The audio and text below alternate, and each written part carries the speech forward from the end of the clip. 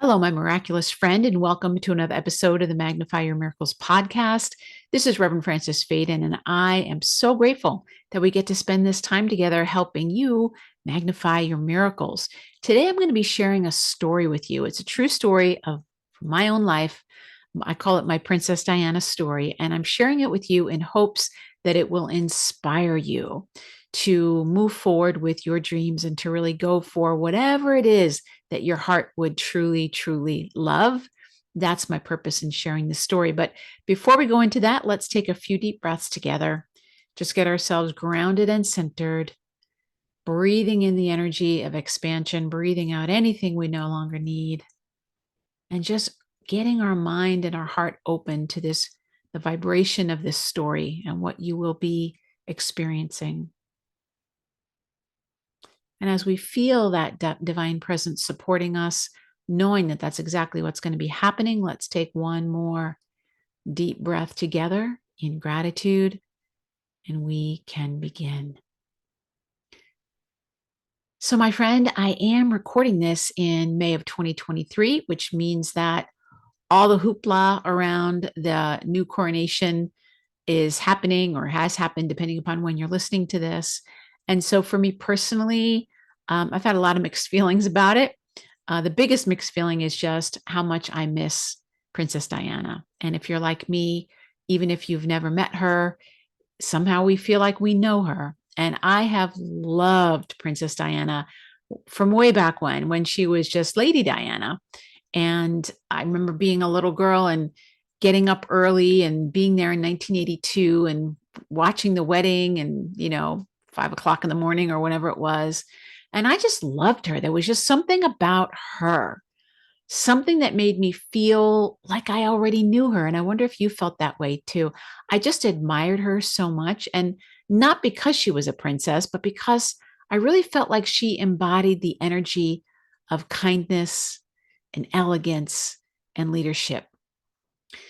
And it was really my dream to meet her one day. I would have loved to have met Princess Diana. That was my dream. But, I had no idea how that could possibly happen. So I didn't give it very much thought, but still it was there in my heart. And I'm wondering, do you have a dream like that? Something that, like, oh, you'd love that, but you're like, I don't know how that would happen. Well, that's what this dream was for me. It was a dream of, oh, that would be so amazing. But I didn't have it on a vision board or anything like that. I wasn't actively working with it. Right. So, Princess Diana, we're talking about the late 80s, early 90s. And in 1996, I had been living in Baltimore, and I moved from Baltimore to New York City. And at the time, the reason that I moved was because I really wanted to do music full time. And I didn't know really why I was in New York. I found out later why I was there. But I had gotten a job with flexible hours, and that job was at the Metropolitan Museum of Art. I worked in the trustees' dining room. And this was like super fancy being a waiter. I was a server, and we served all the, you know, upper echelon that was associated with the Metropolitan Museum of Art. So I got to walk into the museum every day and got to go through all the different areas. And honestly, as far as jobs go, that was one of my favorite jobs. Well, if you're familiar with the Metropolitan Museum of Art, you'll know that every year they put on something that has now become the infamous Met Gala, the Met Gala. And back then, it wasn't quite so gala-ish. The Fashion Institute was always looking to expand, and the Fashion Institute had invited a special guest of honor in 1996. And can you guess who that was in 1996? Yes, it was Princess Diana. And again, back then, it wasn't like you didn't have all these movie stars and people going and all of that. And so it was a really big deal to have her be there. Now, at the time, I don't remember if it was the actual gala or if it was a different event because it was happening in December. And I had just started working there in May or June. And one of the opportunities was that if you were working, if you were one of the servers at the Met, you had the opportunity to pick up these extra shifts when they would do these fancy events within the museum. And you've probably seen all the different things in the movies since then of all the kinds of events that they have there. And they would have these amazing events. I remember when I was there, the singer Seal, he was singing. There was another event where Sting was there and he was singing and walking around, with my little serving tray, serving hors d'oeuvres to all these fancy people. So that night in December of 1996, I wasn't required to be there, but my manager said there was opportunities to work for anybody who wanted to. They wanted to give us the opportunities first before they went out to the general pool of New York City waiters that were there. We're all cater waiters, people that were trying to become, singers and actors on Broadway. We all had these other jobs, right? So when he said that, my jaw dropped. I was like, what is happening? I couldn't believe it that without trying at all, I could actually be in the same room with Princess Diana. Now, would I be able to sit at her table with her? No, that wasn't going to happen, but I could be where she was going to be. And I always wanted to be able to somehow be close to her and see her. But here's what happened. And I want you to see if you see yourself in this story. This event that was happening at the Met and the Fashion Institute was happening in December. And it was happening on a Monday night. And I had already worked a double shift on Saturday, a double shift on Friday, and Sunday brunch was the worst. And we were in the holiday season, and I had already picked up so many extra shifts of holiday parties and all these different things. And I was just really feeling tired that day. And so when my manager said, hey, the event's happening tonight, you guys are not required to work, but anybody who wants to, Princess Diana is going to be there, I was tired. So here's what I did. I told myself this story. Well, there's no guarantee that I'm going to even be in the same room with her, let alone that I would actually meet her. And, I am really tired. So that story went on in my head, and I allowed myself to talk myself out of my dream coming true. I allowed myself to say no to fulfilling the dream. And then here is, to me, the saddest part of this story is I told myself, I'll do it when she comes for the gala next year. Now, of course, you know the story. This is 1996. There was no next year. Princess Diana, unfortunately, was tragically killed in August of 1997. There was no next time. And when I had heard that she had been killed, just like the rest of the world, I was grief-stricken. But I also had to face myself and face up to the fact that I had said no to the only chance that I would ever have to meet one of my heroes and to fulfill that dream. And I'm wondering if that's ever happened to you. Have you ever talked yourself out of something and said, oh, that's just too much time. It's just too much energy. It's too late for me. Maybe it won't happen. And you talk yourself out of it, right? I can't emphasize to you enough how much of a miracle this opportunity really was. Really was. I think about all the things that the universe had to do to arrange for me to even have the opportunity to meet Princess Diana, to even be in the room with her, to even be in the same country with her. So what had to happen? Well, I was in a relationship that wasn't going well in Baltimore, so that needed to end. I needed to decide to move to New York City, which I then did. There had to be a vacancy at the Met Museum for me to get the job there. My sister-in-law at the time had to mention to me, to her, she had a friend that worked at the Met, and he put in a good word for me. He referred to me, and so on and so on. It's like all these things had to happen for that. And this is how the universe works. This is how things manifest for us when we are honest and we're owning what our dream, what our miracle is.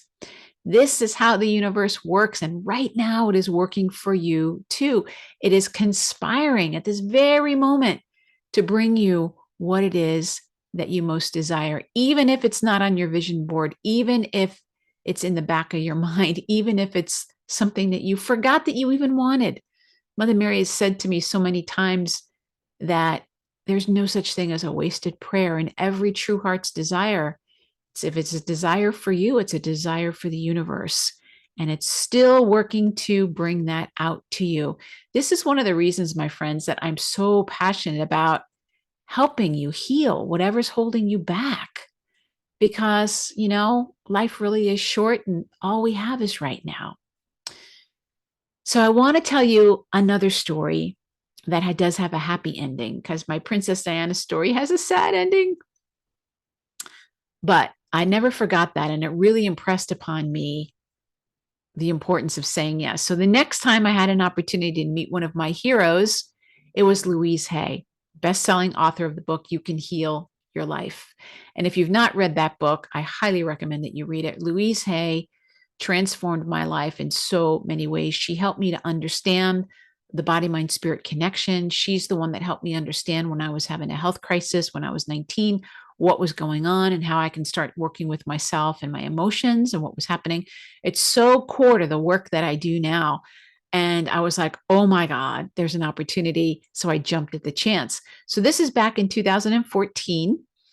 There was an art gallery in Carlsbad, California, and my wife Deepa and I were living in the Encinitas area there. Carlsbad was the next town over. Hay House, which is the publishing company that Louise Hay founded, was located in Carlsbad. And so I was kind of in the neighborhood-ish, but I'd never run into her or anybody else from Hay House. And that art gallery was holding a fundraising event featuring Louise Hay and her paintings. And she was actually going to be there.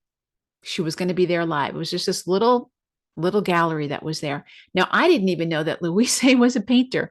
I knew she was an author. I knew she was a speaker. She's an amazing businesswoman, visionary CEO. I had no idea she was a painter. So we decided we were going to go. And we did. And so we got there, and the beautiful paintings on the wall, this beautiful, they call it the medicine Buddha, beautiful paintings. And Deepa and I got in line and we got to meet her and we got to thank her. At least I got to thank her for her work. So when it was my turn, I got up to Louise and I said, Louise, thank you so much. Your book completely changed my life. And without missing a beat, here she was, I don't know, 88 at the time. And she said, oh, good. I wrote it for you. Now I know that she really wrote that for everybody, but it was so touching to hear her say, I wrote it for you. And I know what she meant. She's like, I really wrote it so that it would help you. And it really did help me. And then we asked her, like, how long have you been painting? She's like, oh, I've been painting a long time. I said, really? She said, yeah, about 30 years. And I had to laugh because she was 88, which means she didn't start painting till she was 58. And how many of us are like, oh, it's too late for me to start something. And these paintings were gorgeous. If you ever get a chance, you should Google Medicine Buddha painting by Louise Hay. I think they have it hanging in the front entryway of Hay House. Now, Louise Hay passed in 2017, and I'm so grateful for her work, and I'm so grateful that I got to see her. But most important, I really want you to see that it's never too late for you. And don't let your mind and your limiting beliefs talk you out of your dream. No matter what your dream is, whether your dream is to just start walking outside every day, or your dream is to backpack through Europe.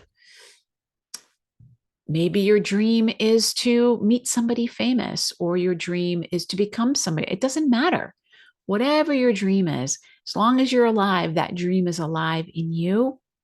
And I highly encourage you to say yes to your dream. So I'm hoping that this has inspired you, because here's the truth. At the end of the day, we never know when we're going to get the chance again. Now, I do believe that the universe is generous and we always have opportunities to act on things. But the truth of the matter is we don't know. We don't know how long people are going to be on the planet. We don't know how long we're going to be on the planet. And not to come from a place of fear, but to be coming from a place of faith, to be like, you know what? If this dream is in my heart, then this dream is meant to happen. And I may not know when, but today I'm going to take an action. So, what action are you going to take today? What dream is in your heart that you would just love, even if you have no idea how that would possibly happen? Dust it off, my friend. Dust off that dream and give yourself a chance to say yes. Because when you say yes to your dream, the universe says yes to you. That's how it works. And that's what I mean when I say to you that your miracle is already here. So if you did enjoy this story, I would love to hear your thoughts about it. If you've ever had an experience like this where you've had a dream come true that you forgot about, more importantly, what's the dream that you're going to dust off and that you're going to take an action on? Leave me a comment. Let me know so I can support you. Even if it's just in prayer, I will support you and I will pray for your dreams to be coming true. And if there's anyone you know who would benefit from this, please feel free to share this with them, share it on social media, and let people know. I'm so grateful. So thank you so much, my friend. God bless you, and we'll see you next time. Bye bye.